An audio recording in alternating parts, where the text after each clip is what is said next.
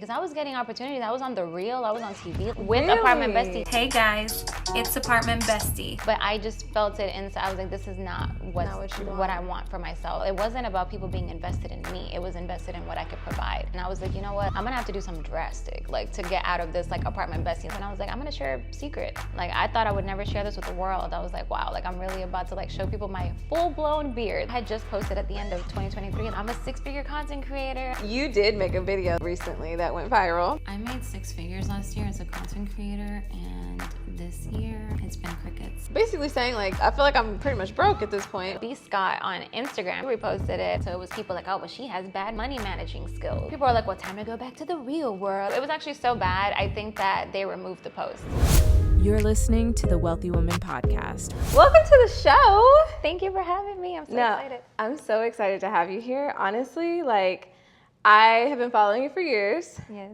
And I've seen your evolution over time. And I think a lot of the things that you've been doing recently online is shocking people. Yes, a little bit. I think there's always good to have a little shock factor. And I've been obviously following you for quite a while. And before we even say anything, I think that you are just such an amazing woman, first and foremost. Like, thank you. I remember like maybe it was like a year or two ago where I was like, man, like I just don't know how I'm supposed to like, I forget what question I asked you, but you just gave me like such good advice and you didn't have to give me that advice. Like it was definitely something that you should pay for and you gave it to me so freely. So I always remember that. And I'm like, DONI, a real one. Was it when we were talking about how you could monetize? Yes, yeah. That seems to be a question that obviously to this day we're still, trying to figure it out. Like, how do I monetize my presence online? And you were like, here, do this, this, and this. Like, I'm telling you, like, you're good for it. And I was like, okay. And I think that's the thing, I think for a lot of people, because there have been moments where I've struggled with that, and even coming into this new season that I'm in, there have been moments where I've still struggled with it, because it's like you can know all of the options, but it's like a matter of what makes sense right now. Right, exactly. Exactly. So speaking of that, when we had talked at that time, you kind of blew up on TikTok for talking about apartments, right? Yes. Yeah, that was like a random, well, actually this small company called, I want to say they were called Incast or something like that. And they reached out, they found me on Instagram and they were like, hey, TikTok is launching Learn on TikTok and they want creators to jump on the app and like do kind of like educational type content. And I was like, what can I teach? Like, I'm not a teacher. Like, I don't know, but then I was like, well, I work for apartments right now. I have a lot of knowledge. I've worked in this industry for a few years. So I was like, well, let me just give some apartment tips. It's a Gen Z app. All these kids are eventually going to get an apartment or try to get one. And I just started a series. And first of all, it was the ask and the deliverables was ridiculous. It was like, you have 8 weeks to drop 40 videos. 40 videos. Whoa. Yeah, like that. If you tell me that today, I'd be like, you must be out your damn mind. But anyway, Absolutely. I did all the videos, and the very first one ended up going mega viral. It was like 7 million views overnight. I woke up to 200,000. It was just craziness. But that's what kind of like got me started being like Apartment Bestie. Wasn't that the best time ever on TikTok? Where it's like you could literally get 200,000 followers overnight. Crazy. It don't happen anymore. It does not happen anymore. That was a time, because I came in on the tail end of that, and I remember there was one night where I woke up to like 50,000 new followers. Woo! Yeah, that's a win. Even it's now, a win. 50, it's a win. A win is a win. Man, if I could just get 50 right now, I've been like, I got to 500K.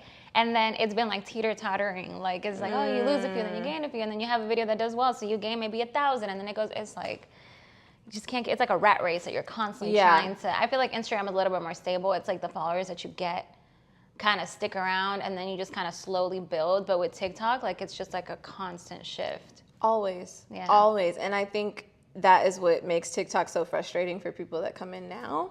Oh, yeah. Or just some of us that grew at that time, and then now we've just seen a shift, and we're like trying to figure out how to catch up, Right. It's not the most like pivot friendly app. Like you can pivot. I mean, I've personally pivoted on the app, but it takes a minute. Like. Okay, so speaking of pivoting. Yes. Right after the apartment thing, you went into your PCOS journey. Yes. And I feel like you were one of the pioneers in that, because we didn't really see we would see people giving tips, like, the coaches, like the wellness coaches talking about how to like maintain things on your period or why you might be having these symptoms and stuff like that, and educating on how to like manage your symptoms. But we didn't see anyone just being like, hey, y'all, I have chin hair, this is how I shave it, or hey y'all, I've been struggling. I used to be a bodybuilder and now, you know, I can't lose weight and I don't know what's going on. Like you were very honest. Yeah. I think that what you said about like coaches and stuff, it's like what we see a lot of, like, oh, you know, you need to take these supplements, you got to do this. And it's just like, okay, but like I want to see someone that's going through it. Like I think you can inspire people with giving them like the right information or whatever, but like you can really impact people like if you actually tell your real story. And I was like, you know what, like I'm gonna have to do something drastic like to get out of this like apartment bestie. Like I need like this cannot be tied to my identity, because I was getting opportunities. I was on The Real, I was on TV like with apartment bestie. Yes, I had worked with Warner Bros Studios, and they had reached out and they were doing a segment about looking for apartments, especially during the pandemic. Yeah. So Warner Bros reached out, and you know we did a whole thing, and then people were like, "Oh my God, I saw you on TV, apartment bestie," and I was like, "Oh, this is getting out of hand. Like this is cool, and like I love that I'm getting afforded these opportunities." But I just felt it inside. I was like, "This is not what I want for myself." And you can have success in something, and it could feel wrong. It could be like, "Oh, this isn't a right fit for me." So I need to shift, and it was almost like I gave up sure fame, because when I tell you apartment bestie, the reason it worked so well was because I was giving actionable tips. I was giving like my experience, my advice to people that can go and get an apartment today or tomorrow. So that's why it worked so well. It wasn't about people being invested in me. It was invested in what I could provide. And that never sat right with me, because when you're a creative at heart, like you're sensitive about your ish. Like I'm like, I don't want to just be known for apartment tips. Like I'm more than that. So anyway, I just shared the PCOS stuff, and I was like, I'm going to share a secret. Like, I thought I would never share this with the world. I was like, wow, like, I'm really about to, like, show people my full-blown beard. Like, this is insanity. But you know what? I'm going to do it. And the video resonated with so many. And so what was that first video specifically? Like, were you just showing it, or were you like what were you saying? Yeah, that first video, I remember just sitting on my vanity, and I was like, guys, like, this is something I thought I would never share with anybody. Like, this is kind of like really personal to me, and this is something that I would literally wake up in the morning before the rest of the house and like shave before anybody could see me, before my husband could see me, before like if I was with like friends, like I would leave my makeup on at night, because my makeup has always been like a security blanket, because it covers up like the hair, it covers up the hyperpigmentation and all that. And it was such a security blanket. I would just be, oh, I fell asleep with my makeup again. But in reality, I was totally doing it on purpose. Yeah, because I was embarrassed and ashamed, because none of my friends had to deal with that. So at least that I knew. And then eventually, so I made the video, and people were like, oh my God, like privately messaging me like, I've been struggling with this, and I thought I was the only one, and I felt so ashamed, and I felt so unfeminine. And it's just really nice to see somebody that's like quote unquote conventionally attractive and like I guess popular online show this. And I was like, well, you know, we need to do more of it then. Yes, that means that we really haven't done a good job of like making it a safe space for women to feel like they can be their full selves to the world. And you hit the nail on the head. It's true. And a lot of people claim to be girls, but not everybody is really truly a girl's girl. Like I just yesterday on Twitter X, I call it Twitter X because I'll never be able to not call it Twitter. Right, because what is X? I'm telling you. I seen a post last night, and literally last night, this girl, you could tell she had cystic acne, which is something that happens with PCOS as well. And a makeup artist was doing her makeup, and this girl had the audacity to reshare it and say, man, I'm telling you, like, clear skin is a blessing. Like, oh, I would be so, like, oh, like, I'm so, like, really just... And it's like, do you think she wants to have cystic acne? Right. And then you keep rubbing it in her face. And then you're sharing this while sharing these opinions. Like, that's not being a girl's girl. Like, this is why people are afraid to show up, because they're afraid someone's going to share their content and, like, kind of low-key make fun of it or do, like, a little jab at it. Like, that's not... That does not... Like, you reinforcing what they're probably already thinking in their head does not make a person feel any better. And I know that sometimes people get desensitized online. Like, people, I'm sure they do it in your comments too, but people will have conversations about me and my comments together as if I can't see it. And it's like... Hello, it's literally my post. It's literally on my post. Did you know that I could see you? I can see it, right? Like, y'all are insane. So what was that like the first time you even shared it with people in your personal life, you know, like your husband or your family? Like, what was that like? Yeah, I think my husband, he's always been so supportive. Like, I remember we were like a year into dating, and I told him, I was like, hey, like, I don't know if you've ever noticed that I like like on days that I had like, spent the night or something, and like I had to wake up there and I wasn't prepared, and I was like, oh my God, I don't have my razor, I don't have my things. And I always remember I used to like wake up like, all right, I'm gonna go now. No. Not girl. I'm gonna have some hair on my face. Let it be this way, Yeah. So, but I told him, and he was like, I was like, have you ever noticed that sometimes I get a lot? And he was like, I've noticed a few times, but he was like, I don't care. And I was like, oh, you don't? And he was like, no. He was like, man, that's what my grandma used to have. And I was like, your whole family probably had PCOS and you didn't know. And No, exactly. A lot of women probably have dealt with like hormonal imbalances and not really even know what it was and what it meant, So yeah. He was totally cool about it. Now my family was definitely like kind of shocked about it because they were like, what? Oh my gosh. I'm like, yeah, I know. Like, I've dealt with that. You probably have. And she's like, yeah, but I'm old. And I was like, I don't think that's anything about the fact that you're old. It's just your hormones. Like, it could be anyone. It could be a 15-year-old. I remember my first hair at 16. And a guy was like, oh, you have a chin hair. And I was like. And he pulled it out? Well, he touched it. He was like, you have a chin hair. And he was like trying to pull it. In high school. Like, how traumatizing. No, that is the most traumatizing. The last person you want to see it is a boy. Right. And I had this guy, he actually pulled the back of like my hair on my neck. He was like, and he said some kind of racist. He was like, oh, you're like a monkey. And I was like, yeah, because I always get a lot of hair in my arms. Girl, look at this. Like, I haven't shaved my arms. I shave it sometimes, so like as you can see, like right here, it's not as long as it typically would be. Yeah. Or like on the back of my neck, like you see the hair. And so my mom would always say, oh, it's so pretty. And then I'd go to school and they'd be like, ew. Hey, but that's a blessing to have a mom to be like, hey, like that's so pretty, like because obviously it starts at home, like what you get, you know, I don't want to say indoctrinated with, but really indoctrinated, like things that you hear all the time. Like that's really important to have people like breathe life into you. Even if it kind of gets a little bit undone at school, because a lot of the times when we're younger, we value the opinions of like our friends and our peers more than we ever listen to our parents. Exactly, exactly, because we know those people don't love us, so whatever they're saying is probably it must be true. No, it's unfortunate, but yeah. So you did make a video though recently that went viral. Yes. And it actually didn't even go viral because you posted it. I mean, like to the average person, you did get a lot of views on that video, right? Like over 100,000. But for us that consistently make content and we're used to seeing those numbers, that's not like viral's like 1 million, at least at 1,000%. Yeah. So you posted on TikTok talking about how, like you just said, you were doing really well when you had management, and then now coming into this year, you haven't really made any money from brand deals this first quarter. And so you were like basically saying like, y'all, I feel like I'm pretty much broke at this point. Because, literally. Yeah. So then somebody grabbed the clip, put it on TikTok. I mean, not TikTok, on Twitter or X. Yes. And the worst platform to put it on because it's the most negative platform ever. It doesn't matter. You could be giving money to the poor, and people are like, well, why are they recording it? Why? Like, no, literally. We should know about it. Because it could inspire somebody else to do it too. But I don't know if you follow B. Scott. B. Scott reposted my video. Posted it. They posted it on Instagram, and they have like 5 million something followers on Instagram. Oh, yikes. And the post, like, it was actually so bad, I think that they removed the post for me because they were like, I can remove it. I'm so sorry. Because people love to drag influencers. It's really fun for them because they dehumanize you and they think that what you're doing is already not a service to them.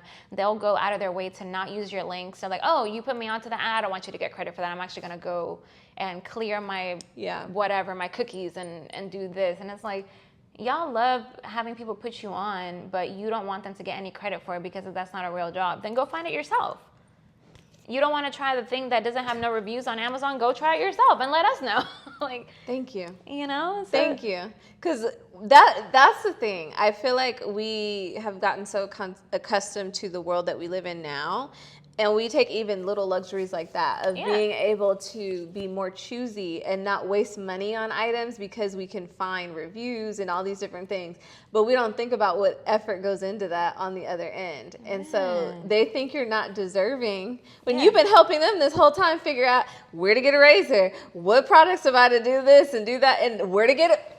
Apartments, all the information you get out of it. Like, it's just like, why would you not be able to, or why should you not have the benefits that you have, you know, from being an influencer when you have been doing all this work to help your community? It's not like you just post, oh guys, I woke up this morning and I walked my dog. Like, you're actually posting helpful content. And then they have the nerve to feel like, you don't deserve anything in return for that? Yeah, it's very disheartening. My entire career as an influencer, I've given most of everything for free. Every time I try to sell something, it's like, oh, you're trying to sell something. It's like, I'm trying to survive, and I'm literally, not everybody can get online and post themselves vulnerably like I do. I understand it's not for everybody. Yeah. Some people, you know, I envy the girls that get online and they just give you the cute little outfit of the day or the makeup tip, and they go about their day, they get their brand deals. You don't know nothing about their personal life at all. Like, that's a blessing. Like, you don't got to share nothing, but I've chosen to go a more vulnerable route where I'm like telling people the bad things that are happening to me along with the good things.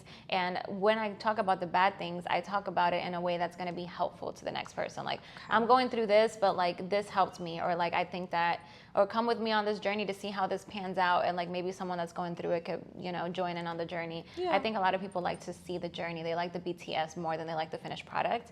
I've learned that a lot, but you know, my inbox is constantly, can you help me with this? Like, how do I become an influencer? How to do it? And I've tried to sell an ebook on how to be how to do what I do. And I actually give really good tips in this ebook. And ask me if people wanted to buy it. Ask me if they wanted to buy it. They don't. Apartment bestie checklist. I sold it for like $1.99. I wish I would have sold it for at least $5 because I had tons of people buy it. Yeah, I'm sure you did at that time. That people bought. So when you saw it go viral and you saw those comments, like, what was your initial reaction? My initial reaction was definitely to go run and hide. I'm not gonna lie, because that was like, you know, I had just posted at the end of 2023, like, I made 6 figures. Like, I'm a 6-figure content creator. Like, finally, I've been full-time 2 years. And like the year before, I was right about to be 6 figures, but I didn't quite get there. And then last year I did. So, you know, I definitely felt a little bit embarrassed. I was like, I have feelings of embarrassment, but not embarrassed enough to where I didn't post it, obviously. Because my brand is still about being transparent and being honest. And I knew also behind the scenes that tons of my influencer friends were dealing with the same things, and other creatives. But not everyone's just as apt to like go online and talk about it, you know. I know you've been really brave about your experience and like how you had it all like seemingly, and then out of nowhere things just changed for you. And there's power in that story, and other people that already look up to you, they're like, wow, like she just like me for real. Like exactly. You know, so I just wanted it to be that for somebody else, but it also is a testament of when you create a safe space. Like, my TikTok is kind of like a safe space for me. And when someone took that content and put it somewhere else, which of course you post something that's like open, that's not private. Like, you open it up for people to have opinions. You open it up for people to share it and download it and screen record it and put it elsewhere. And that's what happened. And it wasn't my core audience. So it was people like, oh, well, she has bad money managing skills. She probably, she effed off all the money. And it's like, you have no idea what my bills look like. I do not live above my means whatsoever, but I take care of my mother who lives in another country. I take care of my younger brother who's a student. So it's like, you have no idea where my expenses are going for. And $100K is not as much as people think that it is. Yeah, let's talk about that more, okay? Because that's everyone's favorite thing to say. One, where did the money go? As if $100K is supposed to last you for years and years and years, right? Yeah, it can last you maybe a year. Like. Right. Because I think that for the average person, when they are making $50K, to them $100K sounds like the pinnacle, right? Even with me, when I was talking about, you know, my business doing 7 figures and stuff, I'm like, y'all don't realize I had a paycheck just like everybody else on the team. Yeah. That all wouldn't go into my pocket. They don't realize how much it all goes back into everything. Yes, I had a regular paycheck like everybody else. But even with that paycheck, even if it is more than the average person, it's not going to last you years and years and years. Like you said, also, when you are helping other people in your family, and you're just like everyone else. You have family members that need things. You have a household that you're running. You have projects you're working on with your husband. Right. Like, there are other things going on, and you're not just like hoarding every penny and putting it to the side. Like, you can't even hoard. And in this current economy, like, and if you just take into consideration what's happened within the last year, everything has damn near doubled in price. My property taxes, like just being super transparent, I just paid $12,000 in property taxes. One goes to GISD. I'm sorry, GISD, because I live in like the Garland Independent School District or whatever. I don't even have kids that go to, I don't even have kids. And I don't have kids that go to school, okay? I don't even have cousins I don't have nobody that goes to school in this damn district, and I'm paying for people's kids that I don't even know.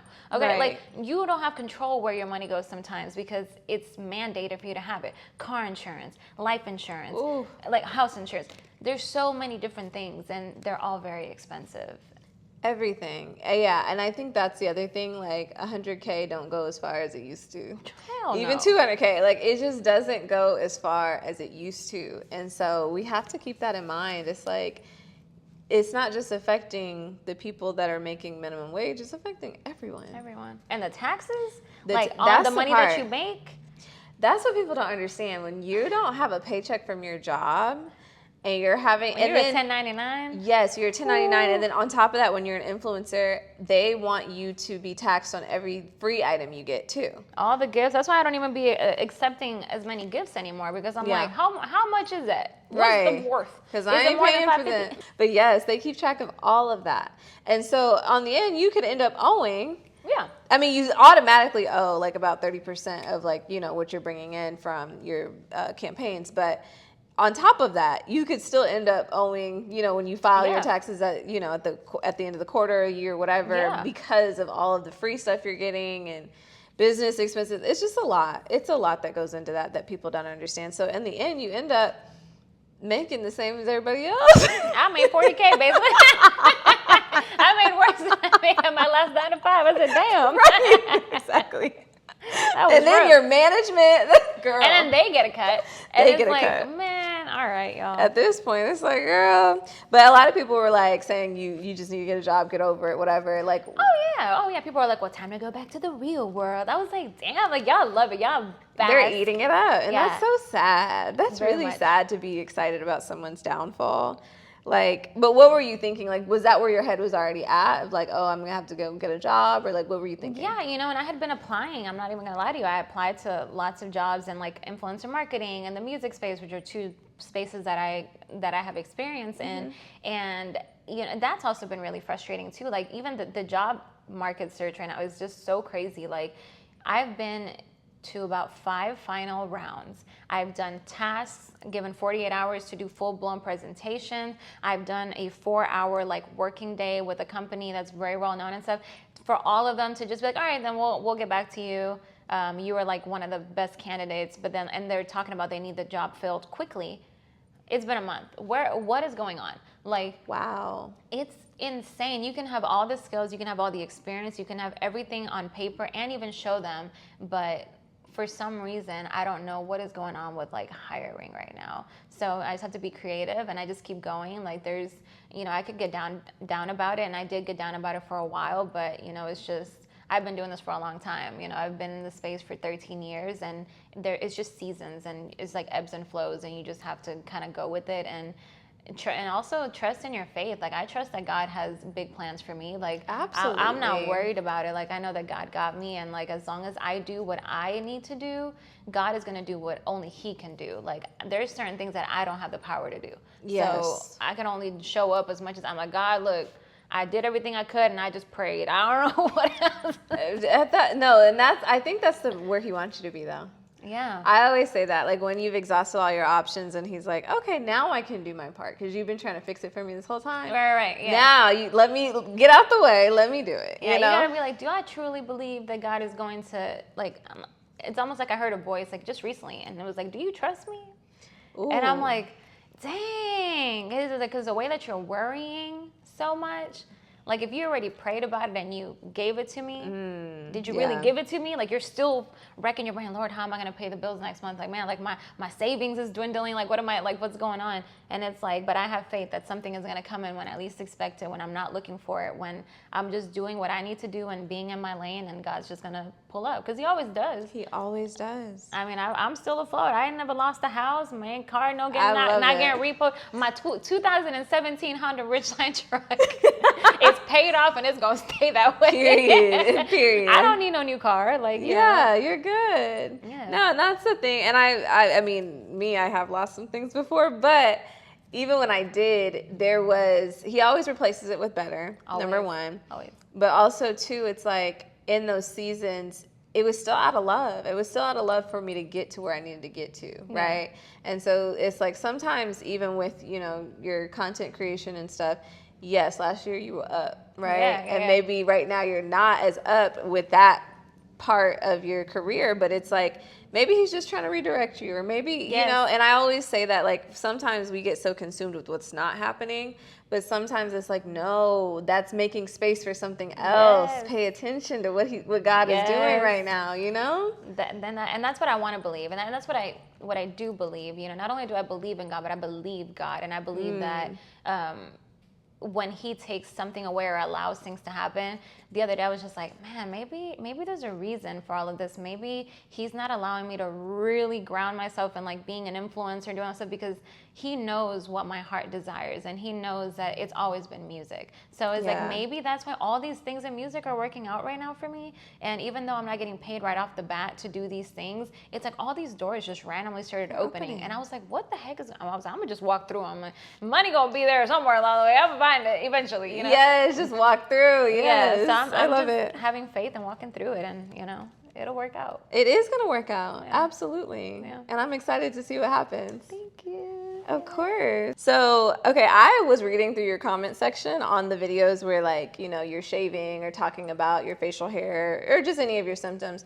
And a lot of the women kept asking you, because I'm sitting here next to you, and like your face is very even. Yeah. And so a lot of them that have the facial hair, they're saying that they're experiencing like discoloration or ingrown hairs and stuff like that. So how are you keeping your face so smooth? So something that changed the game for me was laser. And one thing about laser is I had tried it like over a decade ago, and it was not a good experience. It actually tripled the hair on my face, because there's certain types of lasers that aren't meant, they don't go deep enough. So all it does is it kind of like stimulates more growth.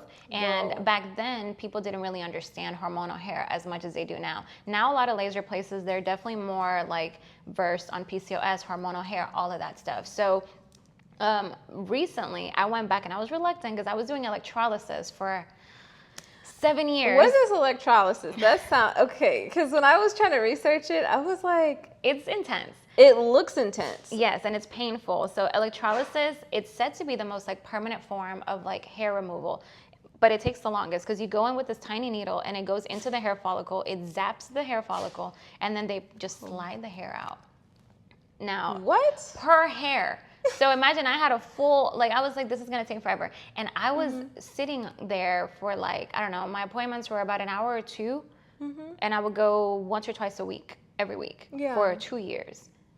Very expensive, because you're having to do it so often. And I didn't really see the results. And it was scarring me. I was getting tons of hyperpigmentation. So this was one of those things that caused all the discoloration all over my face. And a lot of the PCOS women get this because they're trying to find different ways to get rid of their hair. So they're shaving, they're electrolysis. Some of them go and get the wrong type of laser and they get burned. Like, there's all kinds of different things. So recently, about a year and a half ago, I found a place called Sure Cosmetics. They're out of Atlanta, but they have a location here in Dallas, and they have a location that just opened in Miami, or is about to have their grand opening. Okay. And they have a laser called the Alexandrite Modus. This laser, heaven sent. When I tell you, the laser immediately slowed down my hair growth. My hair is like super, super fine, and it takes about 2 to 3 months for it to grow back. What I think with like laser is, if you go into it knowing that there's really nothing that's permanent when it comes to like hair removal, you're always going to constantly have to upkeep it, whether it's every 2 weeks, every 3 months, once a year. I think people are like, oh, I feel like I've been doing laser forever, and then it never goes away fully. And it's like, because it's really a laser hair reduction. It's not a laser hair removal. Oh, so whether it's hormonal hair or not, it's Absolutely. like, it's just not, oh, I didn't know that. Now, if you don't have hormonal issues, you're apt to keep it for much longer, like the results. But when you don't, since with PCOS, and depending on different parts of women's lives, like when you're, after you have a baby, like your hormones after pregnancy, your hormones are all over the place, you know, going through puberty, like as you're going into menopause, like there's so many times in a woman's life that you get discombobulated with your hormones. And when that happens, even if you had laser and it's gone, it may come back. So that helped a lot with like my hair growth, and then not having to do a bunch of stuff to my face. But then also topicals. It's a brand that I always rep and talk, because I freaking love their faded serum. That faded serum really, really helped me like clear. It helps me too, girl. I love love the faded serum. Topical? I mean, if you want to sponsor the show. No, but they are amazing. Seriously. It's helped me too. Like and I think their product, what is so great about it is it helps like certain types of hyperpigmentation that like no other products can like really get to, you know? And you can smell it too, like, because I will say the faded serum, if we're being totally honest, it doesn't smell the nice. It has like a sulfury kind of smell, or something like that. But it's real medicated. Yeah, it's medicated, but it does the job. It does what it needs to do, and that's why I like it. It's not one of those like, oh, it smells so and I just like, no, it gets the job done. It gets the job done. The high roller tonic, which is like their ingrown tonic that you can put on after you shave it. Yes. Your ingrowns. It smooths out redness, bumps, all of that. So you don't have to worry about it after you shave, after you wax, your bikini area, anywhere. Now I see you promoting Billy a lot. Is that like your favorite razor? My absolute favorite razor. I was using Billy from like 2019. I would order it. I had the subscription before it was in any stores. I would literally have this damn razor come to my apartment every month, and I would have like the little cartridges or whatever, and it was just such a smooth 5 blades. It has like if you don't have shaving cream, you just wet it, and the surrounding soap, whatever around it, so smooth. Like, I love it.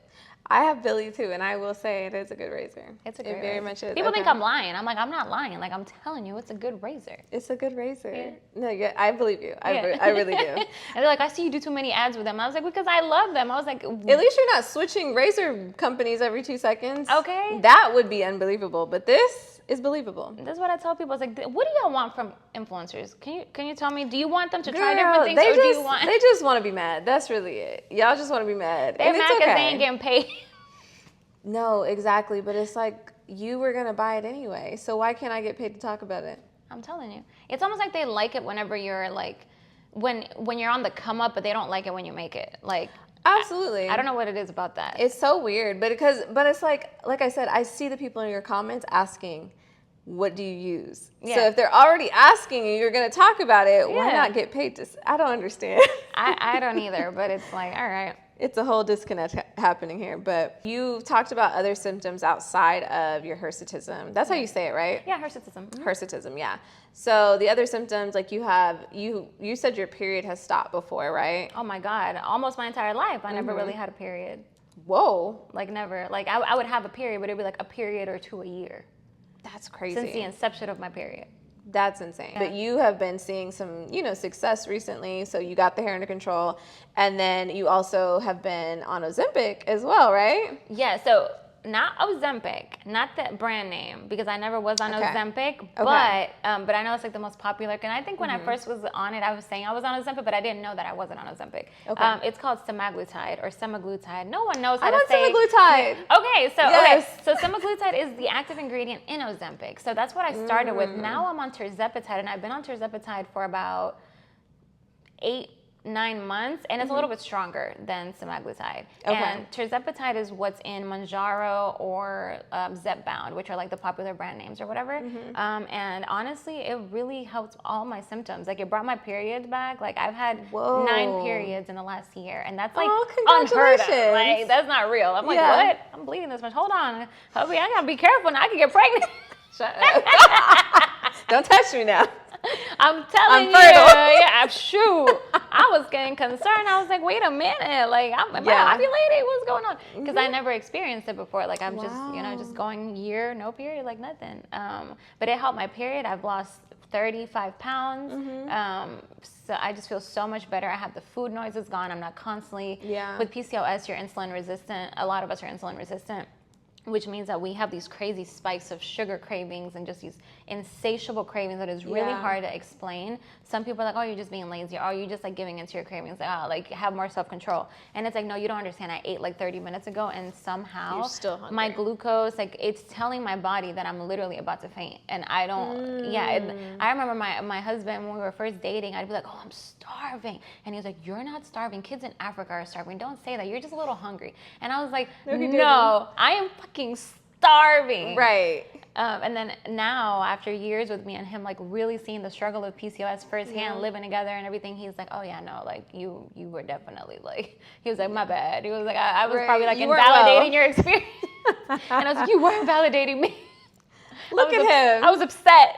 Look at him learning. No, I love that. Yeah. No, okay, so yeah, I've been on semaglutide for only a month now, but I already see the difference. Yeah. And I have endometriosis. Oh, wow, yeah. Yes, and so I always struggle with like inflammation issues, and so after I had my surgery a couple years ago to remove all the active cells, but I've started to see some of my symptoms kind of come back up, and then like with the inflammation, I just noticed that there are days where I literally look swollen. Yes. And now that I've been on the semaglutide, everything's kind of leveled out, and I'm like, good. But, and also to the craving, like there's just different things. Some of the PCOS symptoms like overlap with endometriosis. They do. Yeah. I was on a panel a little while back, and they had like half endometriosis and half PCOS, and like it was so crazy how so many things were like very similar. But I will say with endometriosis, I think you guys definitely get the more painful side effects, because it's very, very painful. I, luckily do not deal with endometriosis, but I have lots of friends that do, and it's a constant struggle. One thing that overlaps is that cortisol,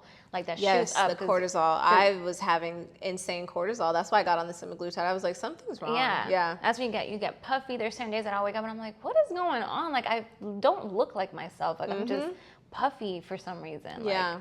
It's crazy. And I think because it's internal, like that's always the issue. It's like people are like, oh, you're just being dramatic, and you're not. Yeah, you're fine. Every girl gets bloated a little bit. It's like, yeah, but this is different. Like, this is something different. Going on. Yeah. And I'm not on my period right now. What's going, you know what I mean? Like there's really not an excuse for this. Yeah.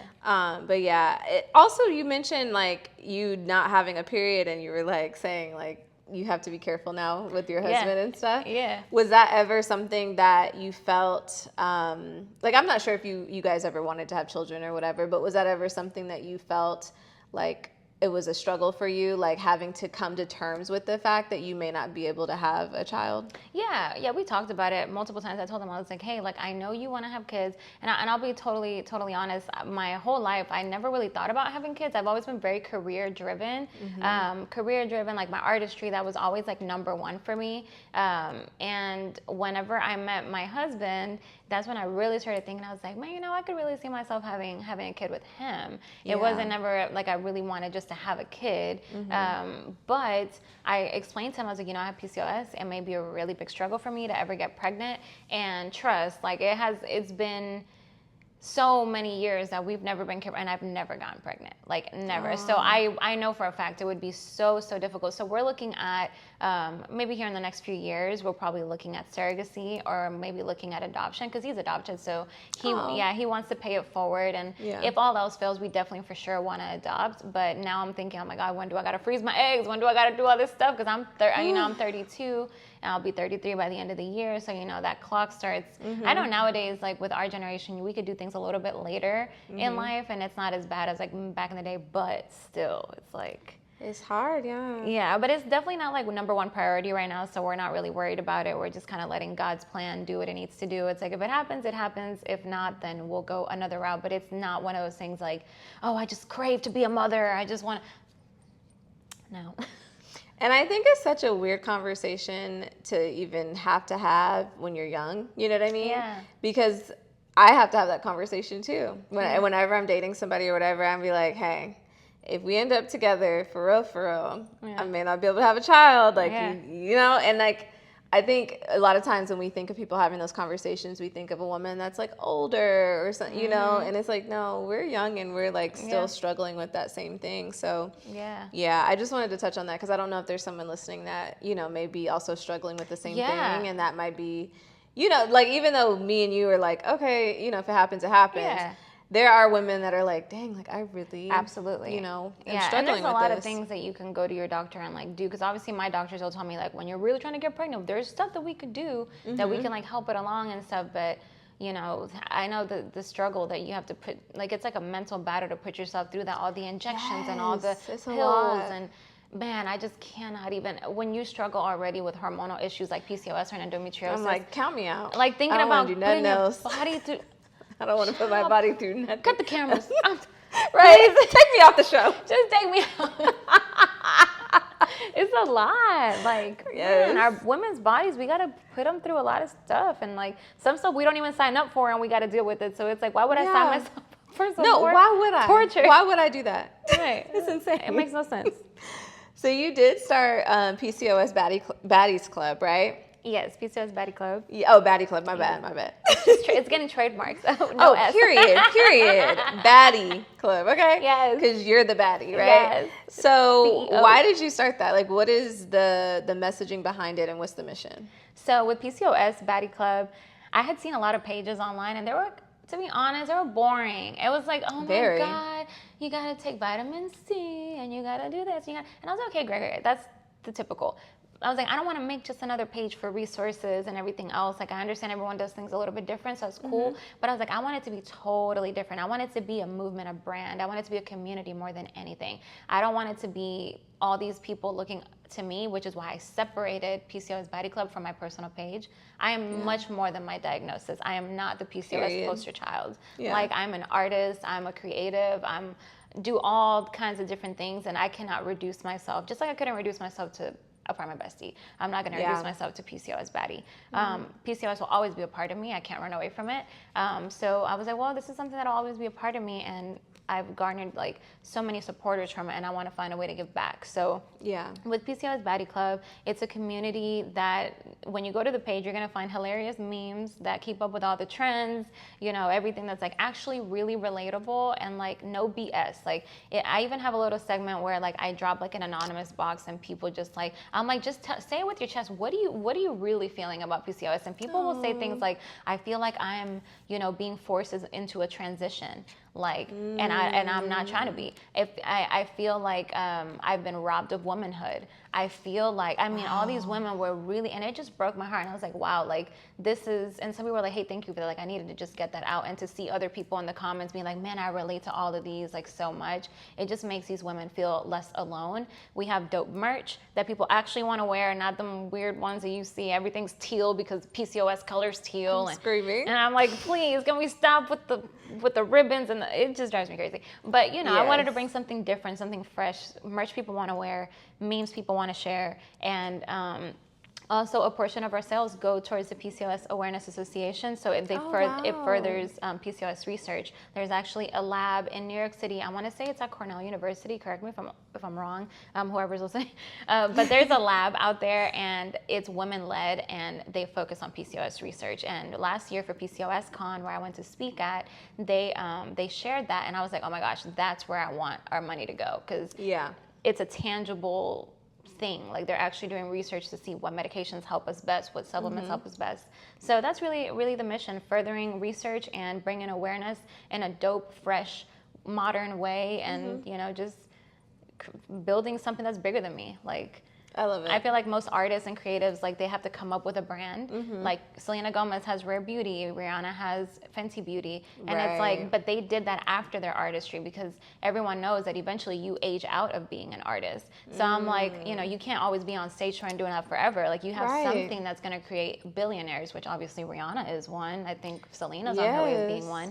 So I'm like, why not come in with a brand already built in, you know? So that's what PCOS Baddie Club is for me. I love that. No, and I think, like you said, a lot of people resonate with it because it's not corny. Yeah. Like, everyone else's stuff is like corny or boring. Yes. And I think when people talk about health-related things or wellness, it just gets really blah, you know? Yes, 1000%. And so you're adding you into it, you know, your own flair, your own personality into it. And I think that's what makes it special. So I love what you're doing. And I think you're giving women a space where they can feel seen and heard.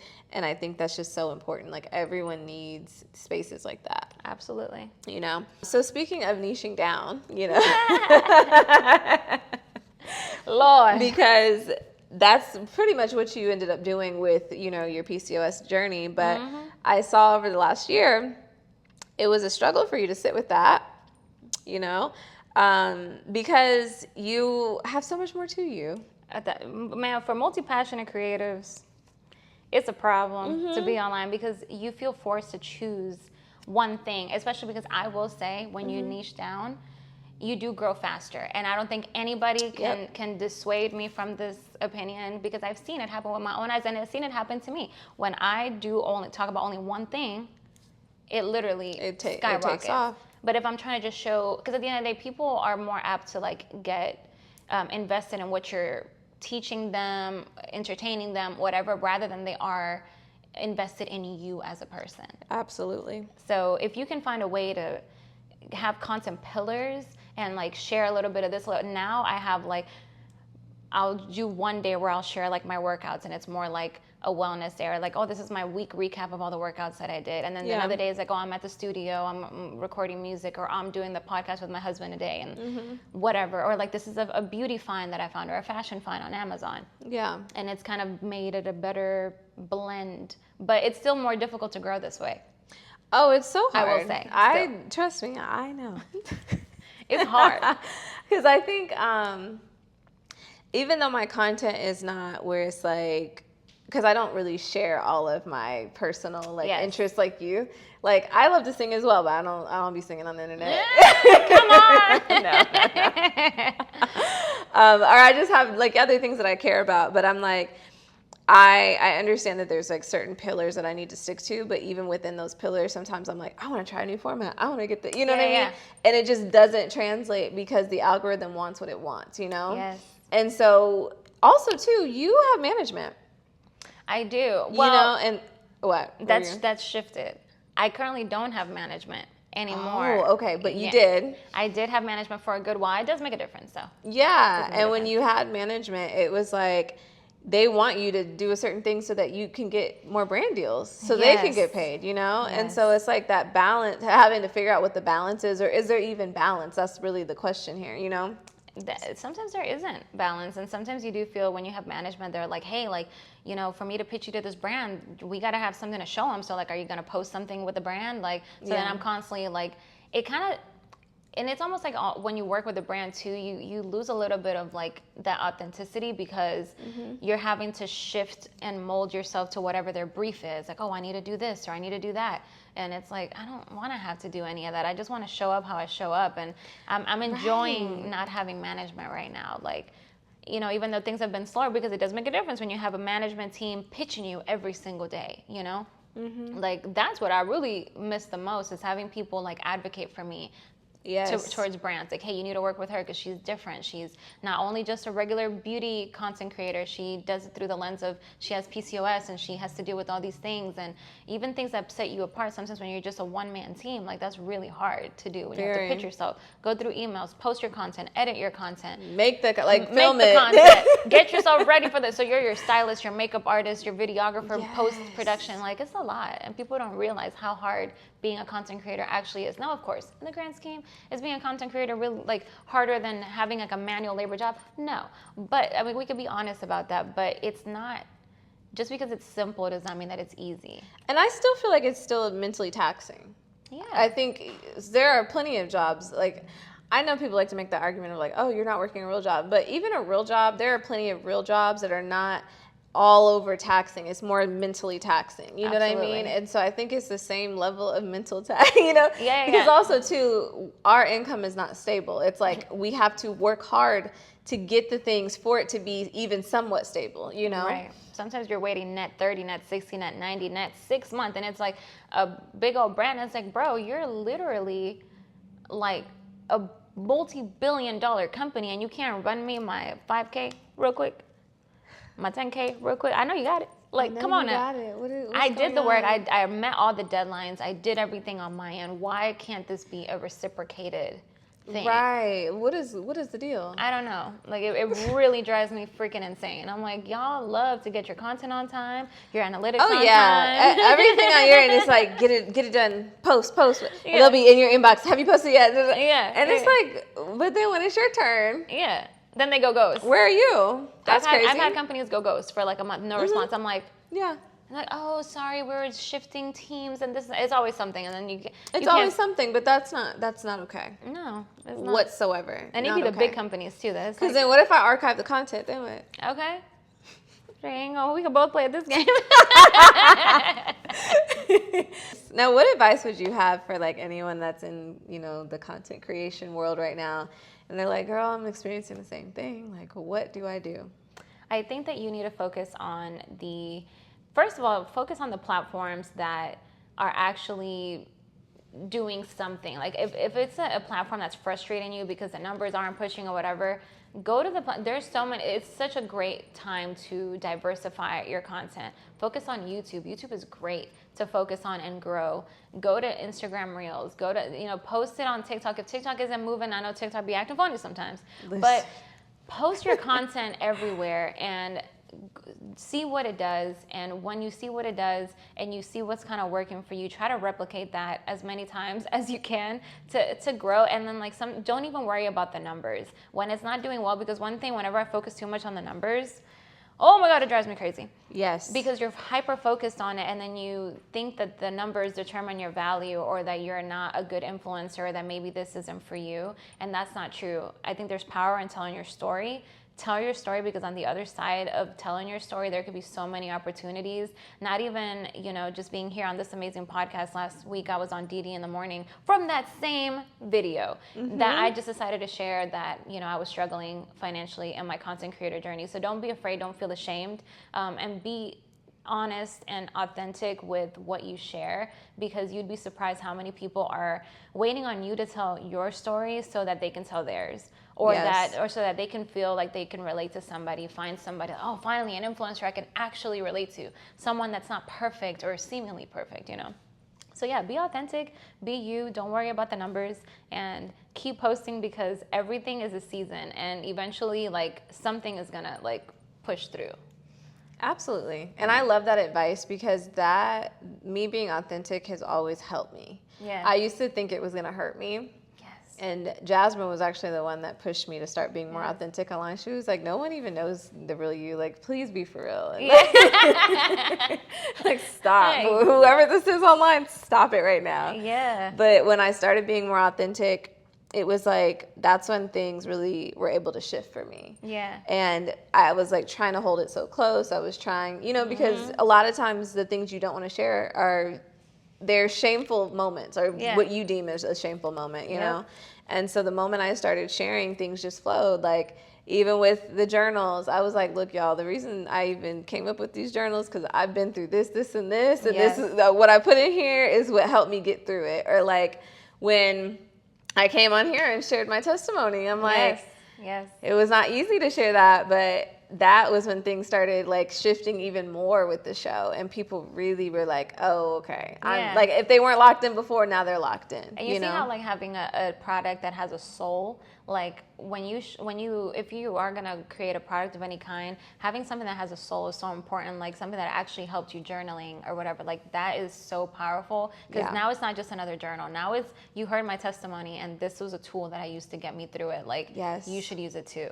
That is amazing. I love that. I love hearing stories about a product that is actually helpful and not just another product to make money. No. There was a lot of pain and tears that went into Now we making money, but we making money, but don't get it twisted. Come up with the stuff that went in there, that came from a lot of ups and downs, and I'm just happy now that it's my story is able to help people, but you said, it wouldn't if I was so afraid to share it. And afraid to just be perfect, and then you're just another perfect influencer online that's beautiful and successful. Thank you. Yes, you are beautiful, successful, and you live in a nice place and you have all these nice things, and then people are well, how do I get to that? Right. What is the nitty gritty? What's the behind the scenes? I need to know what's actually going on. Right. And that's where the power is. That's where the power is. Yeah. 1,000%. So I always have to ask everyone this that comes on the show. Okay. What does it mean to you to be a wealthy woman? Ooh, to be a wealthy woman, I think that being wealthy is way more than money, for sure. I think that if you can have a wealth of ideas, a wealth of creativity, a wealth of good people around you, it's all about being in the right environment and having the right things around you to be wealthy. I've never felt wealthy just with I've had a lot of money and been very alone, Okay? Because sometimes making a lot of money requires being very alone. No, people don't talk about that. That's another part of being a creative. You just be in your own, sometimes your studio is at home. I know my studio is at home. Yep. So it's I never leave my house. I'm by myself, or my husband, but it's there's no other people. You don't have colleagues. You don't have other people. You don't have sounding boards. Sometimes it's just you and your cameras or your phone.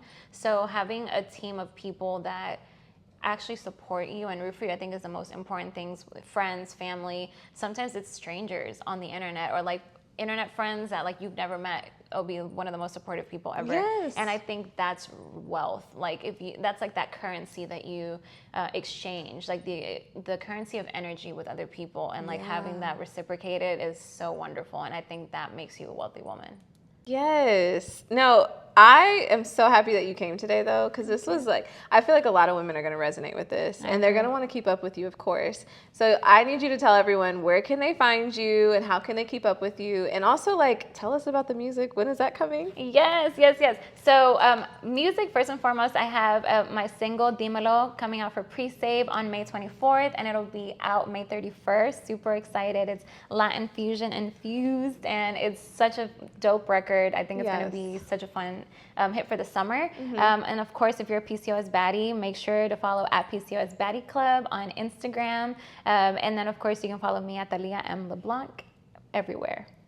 Yay! Your music, though, y'all need to go check it out. Seriously, it's so good. Thank y'all. It's gonna be fun. You're gonna enjoy it. You're gonna dance. It tells a story. It's such a like fun, like this next project for me is like such a fun summer vibe. Like all the music, all the songs that we've worked on have been just such a vibe. I wanted to make happy music. I wanted to make music that just makes people want to get up and dance, like the music that you're going to be on a yacht dancing with a thong on. No, those are the vibes. Those are the vibes. Those are the vibes. And it's such great music. I've worked with amazing producers. I'm a Mavens with the Mavens Records. That's my record label. Okay. And they are amazing. They're so talented. So I'm super excited. I'm excited too. Well, thank you, girl. This was so good. Thank you so much. Okay, I'm getting. He got to And get then in on it. when you pop off, you got to come back, okay? I got don't you. Don't be like ignoring my calls. I won't get Hollywood.